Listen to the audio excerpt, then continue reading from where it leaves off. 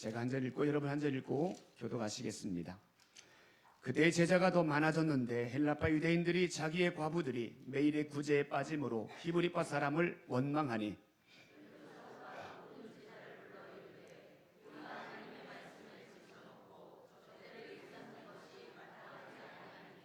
형제들아 너희 가운데서 성령과 지혜가 충만하여 칭찬받는 사람 7을 택하라. 우리가 이 일을 그들에게 맡기고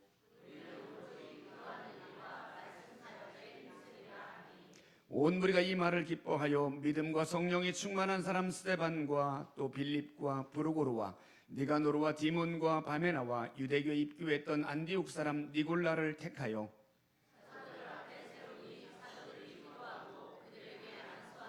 함께 읽습니다. 하나님의 말씀이 점점 왕성하여 예루살렘에 있는 제자의 수가 더 심히 많아지고 허다한 제사장의 무리도 이 도에 복종하니라. 아멘. 팀 네이너 목사님께서 쓰신 죽은 교회를 부검하다라는 책을 가지고 2주간 살펴보았습니다. 죽은 교회 특징을 4가지로 말씀을 드렸습니다. 죽어가는 교회들은 서서히 죽어갑니다. 자기도 모르는 사이에 죽어갑니다. 과거를 자꾸 자랑합니다. 옛날 얘기만 합니다. 죽어가는 교회들마다 사명을 잃어버리고 나 중심적인 신앙생활을 하게 되어집니다. 그 외에도 여러 가지 많은 특징들이 있어요. 이 책이 미국에서 발매되는 순간 미국의 많은 크리스찬들에게 큰 반향을 일으켰습니다. 그리고 이 팀 네이너 목사님은 많은 질문을 받게 되었다고 합니다. 우리 교회가 죽어가는 교회 같은데 어떻게 하면 살아날 수 있을까요? 그 살아날 수 있는 방법 좀 말씀해 주세요. 어떻게 하면 됩니까? 도와주세요. 이런 질문을 참 많이 받았다고 합니다. 그래서 2번째 책을 네이너 목사님이 저술하게 됩니다. 2번째 책의 제목은 바로 살아나는 교회를 해부하다라는 제목입니다. 많은 교회들이 죽어가고 있지만 그 중에도 죽어가는 가운데에서도 다시 살아나는 교회들도 분명히 있다는 이야기예요. 그러면 그렇게 살아난 교회들은 도대체 어떤 이유, 어떤 비결 때문에 살아난가, 그 교회의 특징을 이 책에서 기록하고 있습니다. 저는 우리 교회가 죽어가는 교회가 아니라 살아나는 교회인 줄로 믿습니다. 저는 그런 확신 가운데 살아갑니다. 여러 가지 외적으로 보더라도 마찬가지입니다. 재정적으로도 1년 동안 예산 세우면 결산에 그대로 나오기도 하고 모이는 인원들도 늘 그렇습니다. 코로나 이전에 많은 교회들이 회복되지 않았지만 우리 교회는 코로나 이전에 들었던 인원만큼 예배드리고 외적으로 보면 큰 문제 없어 보입니다. 그런데 정말 그럴까요? 우리 교회 모습을 보더라도 지난 2주에 걸쳐서 살펴보았던 말씀 가운데 영혼 구원에 대한 사명이 약해져 가는 것 보면 이것이 바로 죽어가는 교회의 특징입니다. 나 중심적인 신앙생활 하고 있는 분들을 보면 이것이 바로 죽어가는 교회의 특징이기도 합니다. 그런 부분들은 끊임없이 우리가 보완해 나가야 됩니다. 저는 이제 오늘부터 몇 주에 걸쳐서 살아나는 교회를 해부하다라는 책을 가지고 이 책을 중심으로 해서 어떻게 하면 우리 교회가 좀 더 살아나는 교회, 생명력 있는 역동적인 교회로 회복될 수 있을까? 그 답을 한번 좀 함께 찾아가 보려고 합니다. 앨런 도이치만이라는 분이 쓴 책이 있습니다. 그 책의 제목은 Change or Die라는 제목입니다. Change or Die, 이 말을 그대로 해석하면 변할 것이냐 죽을 것이냐 그런 뜻입니다. 근데 이걸 의역하면 이렇습니다. 변하지 않으면 죽는다, 이거예요. 한번 따라해 볼까요? 변하지 않으면 죽는다. 네, 변하지 않으면 죽는다. 이게 진리입니다. 예를 들어 볼게요. 병원에 갔더니 간경화랍니다. 심각하답니다. 의사가 말합니다. 당신 술 끊지 않으면 죽습니다 라고 말하면 술 끊을까요? 안 끊을까요? 끊죠. 술 마시면 죽는다는데 술 마실 사람이 어디 있겠습니까? 그런데 이 책에서는 굉장히 충격적인 결과를 보고하고 있습니다.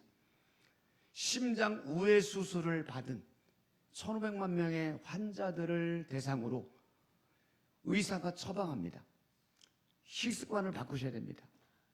약간의 운동을 하셔야 됩니다. 그러면 당신 지금보다 훨씬 건강해질 수 있습니다라고 의사가 처방했다고 그래요.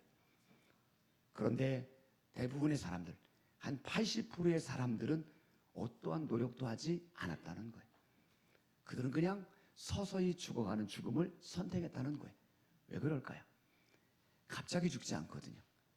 서서히 죽어가니까 자신이 죽어가는 것을 심각성을 느끼지 못하기 때문에 그렇습니다. 또 하나는 그렇게 바꾸려고 하니까, 의사가 말한 대로 바꾸려고 하니까 좀 힘들어요. 불편해요. 약간의 좀 고통스러움이 따라요. 그러니까 그게 싫으니까 그냥 변화를 하지 않게 되는 거예요.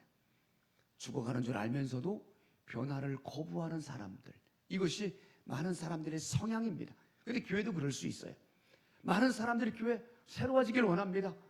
또 생명력 있는 교회 되기를 원합니다. 그런데 그 이면에 그렇게 되기 위해서는 각자가 결단해야 됩니다. 그런데 그게 힘들어요. 또 그렇게 하기 위해서 내가 희생이 필요합니다. 그것이 싫어서 그냥 이렇게 안주하는 사람, 안주하는 교회들이 많아요. 서서히 죽어가기를 선택하는 거예요. 변해야 됩니다. 변하지 않으면 죽습니다. 그리고 그 변화는 나중에 변화되겠지가 아닙니다. 지금 바로 변해야 되는 거예요. 1990년대에 삼성그룹, 우리나라 재계 서열 1위였습니다. 그런데 우리나라에서는 1위였지만 세계적인 시장에서는 그렇게 주목받는 기업은 아니었습니다. 그런데 이제는 어떻습니까? 삼성그룹은 전 세계적으로도 세계 기업 순위를 따져도 10위에서 20위권에 늘 유지하는, 이제는 글로벌 기업으로 발돋움하게 됩니다. 그렇게 우리나라에서만 잘했던 기업이 세계적인 기업이 될 수 있었던 터닝포인트, 전환점이 어디냐면 1993년 6월 프랑크푸르트 선언이라고 이야기합니다. 프랑크푸르트의 이건희 회장이 어떤 회의에 참석을 합니다. 그 참석했는데 그 삼성그룹에 대한 한 보고서를 접하게 됩니다. 그 보고서를 접하고 나서 충격을 받습니다. 그래서 그 보고서를 읽자마자 한국에 긴급하게 전화를 합니다. 그리고 삼성그룹에 있는 임직원 200명을 긴급 소집합니다. 프랑크푸르트로 날아와라. 200명의 임원들이 독일로 날아가게 됩니다. 그리고 그곳에서 며칠에 걸쳐서 그룹 임원들과 함께 우리 그룹의 미래는 어떻게 해야 될지, 어떻게 운영해야 될지, 그것에 대해서 치열하게 토론하고 답을 찾아내게 되는 거예요. 그런 그 회의를 통해서 했던 유명한 말이 바로 그거예요. 마누라하고 자식 빼고 다 바꿔라, 이거예요. 마누라하고 자식 빼고 다 바꿔라, 이 말이 그때 나온 겁니다. 또 한 가지는 우리 기업의 모든 제품들이 불량 없는 제품을 만들자, 이 외침을 그때 만들어낸 겁니다. 그리고 몇 달 뒤에 그 구미에 있는 그 삼성전자 공장에 그 당시 애니콜 그 휴대전화 15만 개를 모아다가 불태우는 화형식을 거행합니다. 우린 불량품 만들지 않겠다. 몰입하는 거예요. 변해야 산다는 거예요. 이건희 회장도 알았습니다. 변하지 않으면 세계 많은 경쟁 속에서 결코 설 수 없다는 걸 알았기 때문에 대한민국 1위라고 하는 1위 기업이라는 자만한 마음을 버리고 변하라, 이것을 임원들에게 강조하게 되었던 거죠. 그런 변화에 대한 몸부림이 있었기에 오늘날 글로벌 기업 삼성이 탄생하게 된 겁니다. 교회도 마찬가지예요. 교회도 지금 변하지 않으면 살아날 수 없습니다. 지금 교회에 대한 여러 가지 시대적인 상황들을 보면 교회 이미지는 점점 실추되어져 가고 있습니다. 많은 사람들은 교회를 향해 손가락질하고 조롱하고 비난하기에 바쁩니다. 그리고 많은 사람들이 말합니다. 이제 교회 부흥은 끝났어. 전도도 안 돼. 심지어는 목회자들까지도 교회에 대한 부정적인 이야기들을 언급하게 되어집니다. 사실 실제로 그렇습니다. 문 닫는 교회들이 점점 많아지고 있고 교인 수는 교회들마다 점점 감소하고 있는 게 현재 실정입니다. 이런 상황에서 우리는 뭘 해야 되죠? 이런 상황 속에서 우리 교회는 뭘 해야 됩니까? 뭐 상황이 그런데 어쩔 수 없잖아요, 목사님. 그러면서 자포자기하면서 앉아 있어야 됩니까? 그럴 수는 없잖아요. 하나님이 살아계시고 그 하나님이 지금도 여전히 역사하고 계시고 그 하나님은 교회를 세우실 뿐만 아니라 이 땅의 수많은 교회들이 부흥하기를 원하는 것이 하나님의 소원인데 우리가 힘들다고, 상황이 어렵다고 손 놓고 포기할 수는 없잖아요. 어쩌면 위기는 기회일 수 있지 않습니까? 지금 위기라고 말하는 이 상황이 어찌 보면 다시 일어설 수 있는 기회, 회복될 수 있는 기회인 줄로 믿습니다. 살아나는 교회 되기 위해서 뭘 해야 됩니까? 저는 몇 주간 동안 이 살아나는 교회를 해보아다 책을 통해서 한번 나눠보려고 합니다. 그 책의 첫 페이지가 살아나는 교회의 첫 번째 특징을 이렇게 말합니다. 인정하라. 따라해볼까요? 인정하라. 뭘 인정해? 잘못을 인정하는 데부터 시작하는 거예요. 죽어가는 교회일수록 특징이 있어요. 책임을 전가합니다. 남 탓하는 거예요. 교회가 부흥되지 못하는 건 저 이웃에 있는 큰 교회 때문에 그래. 큰 교회가 성도들 다 뺏어가서 우리 교회는 부흥하지 못하는 거야. 정말 그게 맞는 걸까요? 우리 교회 예배 형식이 좀 이상해. 좀 너무 고리타분해. 이 예배 형식이 문제야. 정말 그것이 본질적인 문제일까요? 우리 교회 부흥하지 않는 건 아무 개 성도 때문에 그래. 그 사람만 없으면 되는데 정말 그게 답입니까? 우리 교회 부흥하지 못하는 건 담임 목사가 형편이 없어. 맞나요? 죽어가는 교회일수록 나를 보지 못하고 자꾸 모든 원인을 다른 데서 찾게 됩니다. 그런데 여러분 어떻습니까? 책임 전가는 해답이 될 수 없는 겁니다. 그래서 살아나는 교회의 첫 번째 특징이 있다면 인정하는 겁니다. 나의 잘못, 나의 부족함을 인정하는 데부터 시작한다고 말씀하고 있습니다. 오늘 본문의 말씀을 한번 읽어볼까요? 1절부터 4절 한번 읽어볼게요. 1절부터 4절 시작. 그때 제자가 더 많아졌는데 헬라파 유대인들이 자기의 과부들이 매일의 구제에 빠짐으로 히브리파 사람을 원망하니 12사도가 모든 제자를 불러 이르되 우리가 하나님의 말씀을 제쳐놓고 일삼는 것이 마땅하지 아니하니 형제들아 너희 가운데서 성령과 지혜가 충만하여 칭찬받는 사람 7을 택하라. 우리가 이 일을 그들에게 맡기고 우리는 오로지 아멘. 여기 뭐라고 시작되어 있죠? 제자가 점점 더 많아졌다라고 말합니다. 3,000명 한 번에 설교를 듣고 3,000명이 회개합니다. 나중에 5,000명이 주께로 돌아오는 역사가 나타납니다. 허다한 무리들이 예수 믿는 일이 벌어지게 됩니다. 초대교회는 성령이 역사하고 난 뒤에 폭발적으로 부흥하게 되어집니다. 그런데 그렇게 부흥하는 교회 안에 문제가 발생합니다. 과부들에게 뭔가를 교회에서 도왔던 것 같아요. 구제했던 것 같아요. 그런데 구제하는 과정에서 누구는 받았느니 안 받았느니, 누구는 더 받았느니 덜 받았느니 이런 문제 때문에 원망과 불평의 말들이 나오기 시작합니다. 부흥하는 교회도요, 먹는 문제, 돈 문제 때문에 결국은 다툼이 일어나게 돼요. 마음이 상할 수 있어요. 잘못하면 누구 때문이든 내 탓 공방할 수 있습니다. 그런데 이 문제를 사도들이 어떻게 풀어갑니까? 2절에 보니까 그렇게 말합니다. 하나님의 말씀을 제쳐놓고 접대를 일삼는 것이 마땅하지 않다, 이 말입니다. 뭐예요? 인정입니다. 오늘 사도들은 자신들의 잘못을 인정합니다. 하나님의 말씀을 제쳐놓았다는 걸 인정합니다. 그동안 말씀 묵상을 소홀히 했다는 걸 인정합니다. 접대하는 것 때문에 하나님 말씀을 더 깊이 묵상하고 연구하지 못한 건 우리 탓입니다라고 고백하고 있습니다. 여기서 말하는 접대가 뭐죠? 영어 성경에 보니까 서브 테이블 이렇게 돼 있어요. 이 말은 손님 대접하는 게 아니라 식당 봉사하는 거예요. 우리도 주일날 식사하잖아요. 초대교회도 주일날 예배를 드리고 나면 이렇게 같이 먹으면서 교제하지 않았겠습니까? 그러면 그 식사하는 것은 일꾼이 필요하잖아요. 누군가는 섬기는 사람들이 필요합니다. 그런데 그 섬기는 일이 금방 되는 게 아니잖아요. 우리도 주일날 식사를 대접하려면 토요일이든 금요일이든 시장을 보고 준비하는 과정들이 있는 것처럼 초대교회도 그러지 않았겠습니까? 주일날 식사를 하기 위해서 미리미리 준비를 하다 보면 그 몇천 명분의 식사를 준비하다 보니 얼마나 많은 일손이 필요하겠어요. 일손이 늘 부족해요. 그러니까 사도들도 그 일에 함께 동참하게 되었던 거예요. 그 일을 함께 동참하다 보니 하나님의 말씀을 좀 묵상하고 기도해야 되는데 그 일이 점점 소홀해지게 되었다는 거예요. 오늘 사도들은 자신들의 잘못이 뭔지를 분명히 인정합니다. 그리고 결단합니다. 일꾼을 세우리라. 이 식사 준비 같은 것들은 특별한 사람들을 임명해서 그들이 감당할 수 있도록 임명하고, 그리고 자신들은 기도하고 말씀 사역에 전념하겠다라고 결단하게 되는 거예요. 역할 분담인 겁니다. 그리고 자신들은 하나님 말씀과 기도하는 일에 온전히 본질적인 사역에 집중하겠다라고 말하는 거예요. 오늘 두 가지를 볼 수 있어요. 잘못을 인정하고 앞으로 이렇게 살겠노라고 결단하고 있습니다. 그러고 났더니 어떤 결과가 나타나죠? 우리 7절 한번 읽어볼까요? 7절 말씀 시작. 하나님 말씀이 점점 왕성하여 예루살렘에 있는 제자의 수가 더 심히 많아지고 허다한 제사장의 무리도 이 도에 복종하니라. 아멘. 하나님 말씀이 점점 더 왕성해집니다. 하나님 말씀이 더 많은 사람들의 가슴에 새겨집니다. 그러면서 제자의 수가 많아집니다.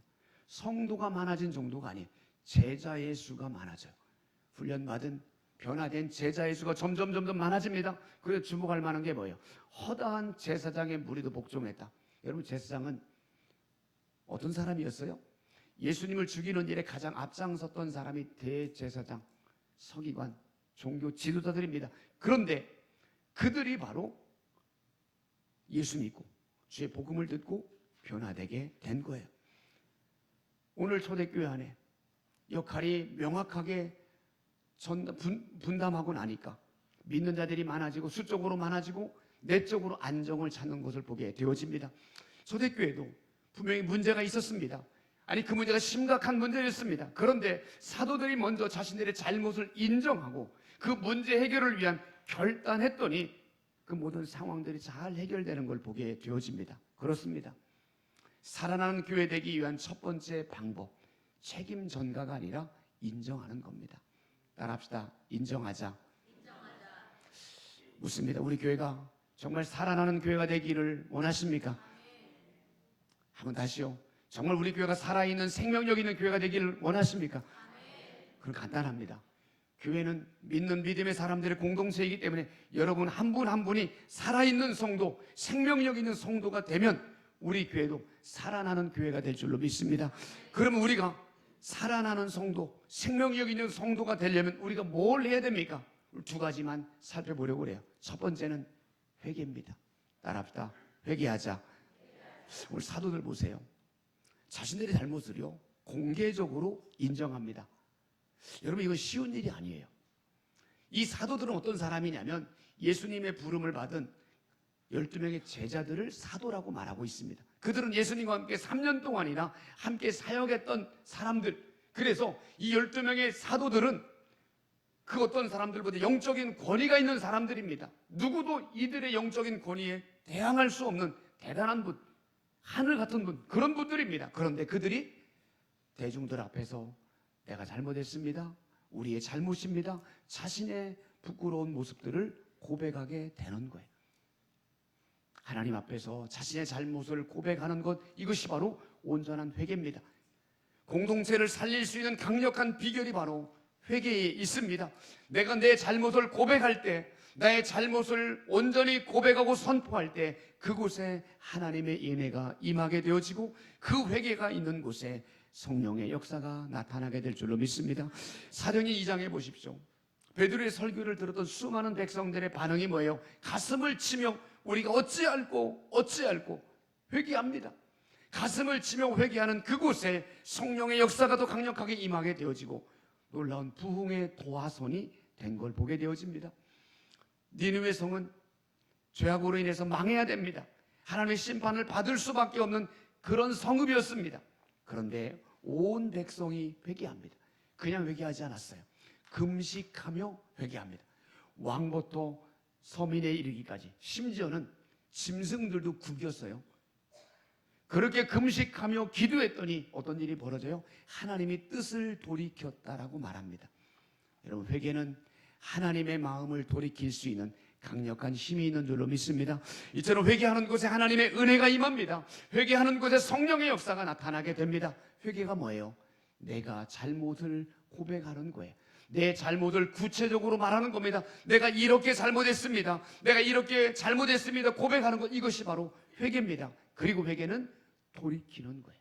내 잘못된 삶을 고백으로 끝나면 안 됩니다. 잘못을 바로잡는 돌이킴, 이것이 바로 온전한 회개죠. 어떻게 회개될까요?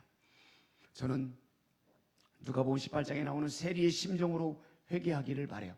누가복음 18장 13절을 읽어볼까요? 누가복음 18장 13절 말씀 시작. 세리는 멀리 서서 감히 하늘을 쳐다보지도 못하고 다만 가슴을 치며 이르되 하나님이여 불쌍히 여기소서 나는 죄인이로소이다 하였느니라. 아멘.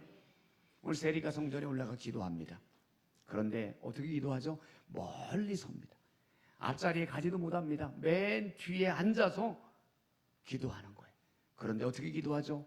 눈을 들어 하늘을 쳐다보지도 못하고 너무 부끄러운 거예요. 하나님 말씀대로 살지 못했던 것, 너무너무 불순종했던 자신의 모습이 너무너무 부끄러워서 죄송스러워서 고개도 들지 못하고 하나님 앞에 기도합니다. 가슴을 치며 기도합니다. 안타까운 마음으로, 하나님, 내가 또 넘어졌습니다. 내가 또 불순종했습니다. 내가 이것밖에 안 됩니다 라고 안타까운 마음으로 가슴을 치며 기도합니다. 그리고 고백합니다. 하나님이여, 불쌍히 여겨주세요. 하나님, 나를 용서해 주세요. 나는 죄인입니다. 나의 죄를 용서해 달라고 기도하고 있어요. 오늘 이 모습을 가만히 보면 이 세리의 진정성이 느껴지지 않습니까? 자신의 잘못이 뭔지를 알았습니다. 자신이 하나님 말씀대로 살지 못한 불순종을 하나님 앞에 고백하고 있습니다. 그리고 하나님의 도우심을 구합니다. 불쌍히 여겨 주옵소서. 이 고백 속에는 뭐가 담겨 있어요? 하나님, 이제부터라도 제대로 하겠습니다. 이제부터라도 하나님 말씀대로 살겠습니다. 이제부터라도 하나님 뜻대로 순종하며 살겠습니다라는 고백이 이 속에 담겨져 있지 않습니까? 그랬더니 예수님이 그 기도를 들으시고 이렇게 말합니다. 이 사람이 의롭다함을 입었다라고 말합니다. 용서해 주었다는 거예요. 그 은혜를 부어 주었다는 이야기입니다. 사랑하는 여러분, 회개만이 살 길인 줄로 믿습니다. 회개는 나를 살리는 길이고, 회개는 교회가 살아나는 길인 줄로 믿습니다. 이번 주에 기름 부으심이라는 책을 한 권 읽었어요. 지구촌교회 부목사님으로 사역을 하시다가 저 동탄에 있는 신도시에 교회를 개척했던 목사님입니다. 교회가 굉장히 성장해서 한 2,000명 가까이 모이는 교회로 급성장한 교회입니다. 제가 마음에 큰 도전이 되었던 것은 다른 걸 떠나서 그분의 삶의 모습이 굉장히 마음에 와닿았습니다. 그분은 전도사 시절부터 늘 하나님 앞에 서려고 굉장히 몸부림쳐 오셨더라고요. 매 순간마다 철저하게 하나님과 동행하는 삶을 살려고 애를 쓰는 모습이 느껴졌습니다. 그리고 무슨 일을 할 때마다 하나님의 뜻을 묻고 또 묻고, 그 하나님의 뜻이라는 확신이 들면 그 말씀 앞에 온전히 순종하는 그분의 삶의 모습을 보게 됩니다. 그렇게 살아왔더니 정말 하나님이 그분을 정말 이 시대 귀한 사역자로 사용해 가시는 거예요. 그 책을 읽는 내내 제 자신의 모습을 돌아보았습니다. 나는 왜 이렇게 부족하지? 나는 왜 이렇게 준비되지 못한 것이지? 제 자신의 부족한 면들이 계속 느껴지게 되었습니다. 내가 조금만 더 준비되었더라면, 내가 조금만 더 하나님 앞에 깨어서 준비했더라면 우리 교회가 더 부흥할 수 있었을 테인데, 이만큼 멈춰 있는 건 전적인 내 책임이다 라는 그런 마음이 들었습니다. 저는 그러면서 오늘 말씀을 준비하면서 오늘 살아나는 교회가 되는 두 가지 비결, 인정하고 결단하는 것. 저부터 오늘 하나님 앞에, 여러분 성도님들 앞에 회개합니다. 하나님 말씀을 제가 더 묵상하지 못한 것 회개합니다. 제가 하나님 말씀을 더 깊이 연구하고 준비했어야 되는데 그리하지 못한 것 회개합니다. 매 순간마다 예배 때마다 생수의 말씀, 생명의 말씀들을 흘려보냈어야 되는데 그리하지 못한 것 같아 여러분 앞에 죄송하고 하나님 앞에 죄송한 마음으로 회개합니다. 기도한다고 했어요. 그런데 턱도 없이 부족한 기도했던 것 회개합니다. 그러면서도 은연중에 나는 기도하는 목사야라고 내 마음속에 착각 속에 살았던 것, 교만한 마음을 갖고 있었던 것 회개합니다. 또 하나님과 친밀하게 가까워지고 교제했어야 되는데 그리하지 못한 것 여러분 앞과 하나님 앞에 회개합니다. 제 믿음이 얼마나 부족한지 저의 믿음 없음을 회개합니다. 늘 강단에서는 하나님 살아계시고 하나님 역사하십니다라고 날마다 고백하고 설교했지만 은연중에 제 마음속에 하나님의 능력을 믿지 못하고 의심했던 부분들이 있어 여러분 앞에 회개합니다. 이 말씀을 준비하면서 참 하나님 앞에 부끄러운 마음으로 회개했습니다. 오늘 아침에도 하나님 앞에 너무너무 죄송스러운 마음을 가지고 회개했습니다. 오늘 세리가 성전에서 기도하는 그 심정을 가지고 하나님, 이 불쌍한 자를 용서해 달라고, 불쌍히 여겨 달라고 기도하며 이 자리에 섰습니다. 사랑하는 여러분, 회개가 나를 살립니다. 회개할 때 내 영혼이 살아나고 회개하는 성도들이 건강한 교회, 생명력인 교회를 세워가게 되는 줄로 믿습니다. 그래서 우리에게 회개가 필요합니다. 장로님들 어떻습니까?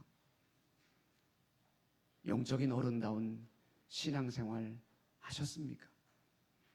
그러지 못했다면 회개하셔야 됩니다. 정말 성도들에게 본이 되는 삶을 사셨나요? 그러지 못했다면 회개하셔야 됩니다. 정말 성도들에게 존경받는 그런 깨어있는 신앙생활 하셨습니까? 그렇지 못했다면 장로님들 회개하셔야 됩니다. 권사님들 어떻습니까? 권사는 권면하고 봉사하라는 직분입니다. 하나님 아버지의 마음으로 성도들을 품어주고 그들을 사랑으로 돌봐주라고 하는 것이 권사의 직분인데 그렇게 사랑으로 품지 못했다면 권사님들 회개하셔야 됩니다.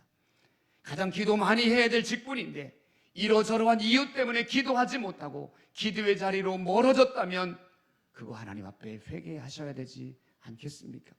게으름 때문에 예배의 자리 제대로 지키지도 못하고 늘 소홀했다면 회개하셔야 됩니다.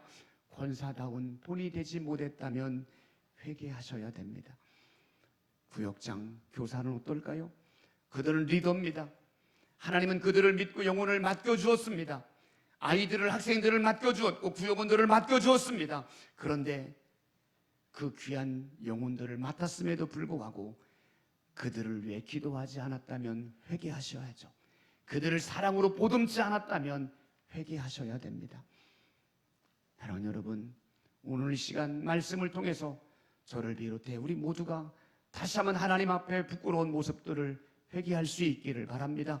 내가 철저히 하나님 앞에 내가 이렇게 살지 못했던 것, 이렇게 불순종했던 것 회개합니다라고 고백할 때 하나님께서 우리의 그 모습을 기쁘게 받으실 줄로 믿습니다. 그렇게 회개할 때 내 영혼이 살고 하나님과의 관계가 회복되어지고 그런 성도들 한 사람 한 사람을 통하여 우리 교회가 건강한 교회로 회복되게 될 줄로 믿습니다. 두 번째요. 첫 번째가 살아난 교회, 첫 번째가 회개라면 두 번째는 결단입니다. 결단은 반드시 이렇게 하겠습니다 라는 겁니다. 오늘 사도들은 뭘 했어요? 우리 4절 한번 읽어볼까요? 다시요. 4절 말씀입니다. 시작. 우리는 오로지 기도하는 일과 말씀 사역에 힘쓰리라 하니. 아멘. 사도들은 자신들의 잘못을 인정할 뿐만이 아니라 이제부터 결단합니다. 이제는 기도하는 일에, 말씀 전하는 일에 힘쓰겠노라고 결단하게 됩니다. 그러고 났더니 폭발적인 부흥이 일어나게 됩니다. 우리 교회가 정말 살아나는 교회가 되려면 다른 것 없습니다. 성도님들 한 분 한 분들이 살아나는 성도, 살아있는 성도, 깨어있는 성도가 되면 우리 교회는 살아나는 교회가 될 줄로 믿습니다. 그런 살아나는 성도가 되기 위해 필요한 것이 결단입니다. 올해 1년 동안 이렇게 하겠습니다라고 결단할 수 있기를 바랍니다. 저부터 결단합니다. 이제 매일매일 기도하는 시간 더 30분 늘려가기를 결단합니다. 그래서 매일 3시간 이상 채우기로 결단합니다. 그냥 시간만 채우는 기도가 아니라 정말 그 시간에 간절히 하나님의 마음으로 간절히 부르짖기를 여러분 앞에, 하나님 앞에 결단합니다. 또 한 가지 결단합니다. 금요일날 아침 점심 제가 금식한다고 말씀을 드렸잖아요. 그 금식하면서 금요일날은 그 시간에 1시간도 기도하기로 결단합니다. 그래서 제 가슴 속에 인간적인 생각이나 마음이 아니라 그런 생각으로 목회하는 것이 아니라 가슴에 성령의 불이 임하고 그 하나님 아버지의 마음으로 목회하는 목사로 서기를 여러분 앞에 결단합니다. 우리 한 분 한 분 성도님들도 한 가지만이라도 결단할 수 있기를 바랍니다. 올 한 해 다른 것 큰 것이 아니더라도 작은 것 하나라도 결단할 수 있기를 바랍니다. 어떤 분들은 예배 때마다 나 큰 소리로 아멘 하겠습니다 결단하는 분이 있습니다. 어떤 분들은 나 그래 지금보다 예배 한 번 더 드리겠습니다. 주일 오전만 드렸던 사람 오후 예배 한 번 더 드리면 어떨까요? 수요 예배 한 번 더 나오면 어떻습니까? 예배 한 번 더 드리기로 결단하는 건 어떻겠습니까? 내가 지금까지 했던 기도 생활보다 10분 더 기도하겠노라고 결단하는 건 어떻겠습니까? 내가 매일은 못하지만 일주일에 한 번 새벽 기도 나오겠다고 결단하는 건 어떻겠습니까? 일주일에 한 번 어렵나요? 한 달에 한 번 월삭 기도만이라도 내가 한 번은 새벽을 깨우겠다라고 결단하는 건 어떻겠습니까? 그런 작은 결단들 해보시기를 바랍니다. 이제부터는 내 입술에 부정적인 말, 비난하는 말 절대 하지 않겠다라고 결단하는 건 어떨까요? 이제는 내가 어떤 상황에서도 정직하게 거짓말을 말하지 않겠노라고 고백하는 건 어떨까요? 사랑하는 여러분, 여러분 안에 작은 것 하나하나 결단할 때 그 결단이 나를 변화시키고 나를 살아있는 성도로 만들 것이고, 그런 성도들이 모여질 때 우리 교회가 살아나는 교회, 생명력인 교회로 세워지게 될 줄로 믿습니다. 말씀 마무리합니다. 내가 살면 교회가 삽니다. 내가 살면 가정이 삽니다. 내가 살면 내 발걸음이 닿는 그곳에 회복의 은혜가 임하게 될 줄로 믿습니다. 우리 교회는 50년 된 교회입니다. 우리 교회는 예수님이 십자가에 흘리신 그 피로, 보배로운 피로 세워진 주님의 교회입니다. 수많은 사람들이 50년 동안 기도하고 눈물을 흩뿌렸고 헌신으로 세워왔던 교회입니다. 이런 우리 교회가 죽어가는 교회로 전락하면 안 되잖아요. 이런 우리 교회가 서서히 죽음을 향해 치닫는 교회가 되면 안 되잖아요. 살아나는 교회로, 사람을 살리는 교회로 세워가야 되는데, 그것은 나의 작은 결단에서부터 시작됩니다. 하나님 앞에 그동안 그렇게 제대로 말씀대로 살지 못한 삶을 가슴을 치며 회개하며 하나님 앞에 서시고, 이제부터라도 이렇게 살겠노라고 결단하셔서 내가 먼저 살아남으로 우리 교회가 살아나는 은혜가 있기를 바라고, 내가 먼저 살아남으로 우리 교회 안에 다시 한번 성령의 역사가 나타나고 하나님이 기뻐하시는, 사람을 살리는 그런 교회로 함께 세워져 가기를 주의 이름으로 축원합니다. 우리 같이 찬양합시다. 주님 다시 오실 때까지.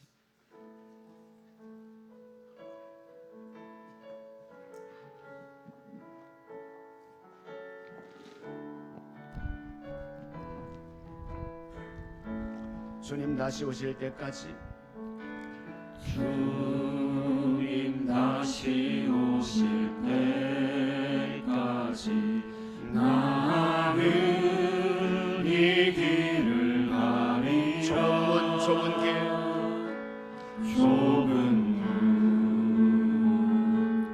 좁은 길, 나의 십자가 지고, 나의 십자가 지고, 나의 가는 이 길 끝에서 나는 주님을 보리라. 영광의 내 주님, 영광의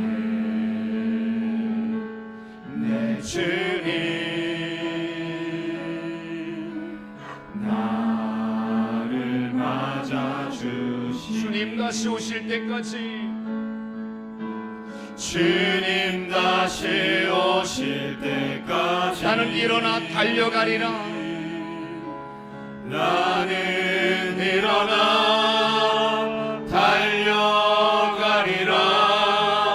주의 영광 온 땅 덮을 때 나는 일어나 노래하리. 나는 일어나 노래하리. 내 사모하는 주님, 내 사모하는 주님, 온 세상 그드시라. 내 사모하는 주님, 영광의 왕이 내 사모하는 주님, 내 사모하는 주님, 온 세상 그드시라. 내 사모하는 주님, 영광의 왕이시라. 우리 이 시간 함께 결단하며 기도하기 원합니다. 먼저 하나님, 내가 하나님의 자녀로 부름받고 하나님의 은혜와 사랑을 받았고 하나님께 귀한 직분을 받았음에도 하나님 말씀대로 살지 못했고 직분에 걸맞는 삶을 살지 못했고 영적으로 게으르고 나태한 모습으로 살았던 것 회개합니다. 회개한 삶을 고백하시기 바랍니다. 그리고 두 번째, 이제부터 올 한 해 동안 이렇게 살겠습니다. 내가 이렇게 살아가겠습니다라고 결단하셔서 나를 통하여 내가 살고 나를 통하여 우리 교회가 살아나고 우리 교회가 더 생명력 있는 교회로 세워지길 원합니다. 그 한 부분을 내가 감당하기를 원합니다. 나를 사용하여 주옵소서. 우리 같이 한번 결단하며 함께 기도하시겠습니다. 하나님 아버지, 시간 기도합니다. 하나님, 우리 교회를 여기까지 이끌어 주셨는데 우리 교회가 살아나는 교회가 되고 생명력 있는 교회로 세워져야 될 터인데 내가 먼저 살아나기를 원합니다. 내가 그렇게 살지 못했던 건 이 시간 먼저 회개합니다. 하나님이 넘치는 은혜와 사랑을 받았음에도 불구하고 그 사랑을 잊고 살았습니다. 그 사랑에 무뎌지며 살았습니다. 하나님께 귀한 직분을 받았음에도 그 직분 앞에 감당할 수 있는 거룩한 부담감으로 살아가야 될 터인데 무릎 꿇으며 살아갔어야 되는데 하나님, 나도 모르게 당연시 여겼고 나도 모르게 무뎌졌고 나도 모르게 나타가며 살아왔던 내 삶을 회개합니다. 용서해 주옵소서. 하나님의 넘치는 사랑을 받았음에도 그 사랑에 빚진 자임에도 불구하고 나는 너무나 그 사랑을 잊고 살아왔음을 고백합니다. 하나님, 용서하여 주옵소서. 하나님, 이제부터라도 내가 바로 서기를 원합니다. 내가 온전히 서기를 원합니다. 내가 올 한 해 이렇게 살겠노라고 작은 결단합니다. 하나님, 그 결단이 올 한 해 동안 지켜지게 도와주시고 그 결단을 통해서 내가 하나님과의 관계가 회복되게 도와주시고 그 결단을 통해서 내 삶이 더욱더 영적으로 깊어지게 도와주시고 그 결단을 통해서 하나님의 더 풍성한 은혜를 누리며 살아가게 도와주시옵소서. 내가 살아남으로 우리 교회가 살아나는 교회가 되게 도와주시고 내가 살아남으로 우리 교회가 사람을 살리는 하나님이 기뻐하는 교회로 세워질 수 있도록 우리 교회를 사용하여 주옵소서. 하나님, 우리의 결단을 기뻐 받으시고 우리를 통하여 다시 한번 우리 교회가 놀랍게 세워지는 은혜가 임하게 하여 주옵소서. 하나님이 찾으시는 바로 그 교회로 세워지게 하여 주시옵소서. 예수님의 이름으로 기도하옵나이다.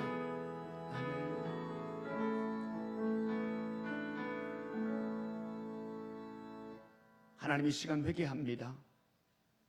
하나님의 은혜와 사랑을 받았음에도 그 사랑 잊고 살았던 것 회개합니다. 하나님의 귀한 사랑을 받았음에도 깨어있지 못하고 나태하고 게을렀던 우리의 삶의 모습을 회개합니다. 직분을 받았음에도 직분에 걸맞는 삶을 살지 못하고 진정한 본이 되는 삶을 살지 못한 것 회개합니다.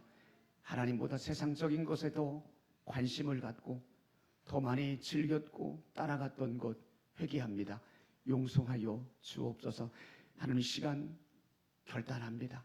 올 한 해 이렇게 살아가기로 결단합니다. 작은 결단을 나를 변화시키고 그 나의 변화됨을 통해 우리 교회가 새롭게 회복되는 좋은 디딤돌이 되게 하여 주옵소서. 우리 교회가 죽어가는 교회가 아니라 다시 한번 살아나는 교회로 회복되게 도와주시고 생명력이 있는 교회로 살아나게 도와주시고 사람을 살리는 교회, 하나님의 역사를 간증하는 교회, 하나님이 찾으시고 기뻐하는 교회로 세워지는 우리 교회가 되게 하여 주옵소서.